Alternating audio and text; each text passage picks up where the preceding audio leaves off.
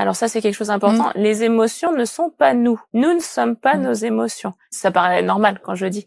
Mais ça ne l'est pas tellement. Quand on est très très triste, on a l'impression qu'on est cette tristesse. Lorsqu'on est la colère, on a l'impression qu'on est la colère, qu'on l'incarne. Qu'on réduit notre identité aussi. On réduit notre identité finalement à l'émotion qu'elle a. Moi, je le connais bien avec mes patients dépressifs. Lorsqu'ils sont au creux d'une dépression, ils sont la tristesse. Et c'est quelque chose qu'il faut absolument travailler parce que s'ils s'identifient à cette tristesse, ils peuvent pas s'en détacher. Ils peuvent pas accepter d'être autre chose que la tristesse parce qu'il y aura une sorte de perte d'identité finalement. Et l'apport de la méditation, moi, ça a été très important pour ça, pour dire non mais vous êtes beaucoup plus large que la tristesse.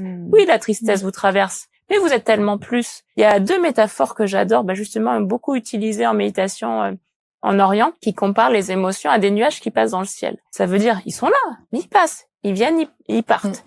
Nous, on n'est pas les nuages, on est le ciel. Et ça veut dire que si vous allez derrière les nuages, le ciel est éternellement bleu, il ne bouge pas. Ça veut dire que le soi profond, qui vous êtes réellement, quels que soient les nuages, quelles que soient les émotions qui passent dessus, ça reste toujours stable et lumineux.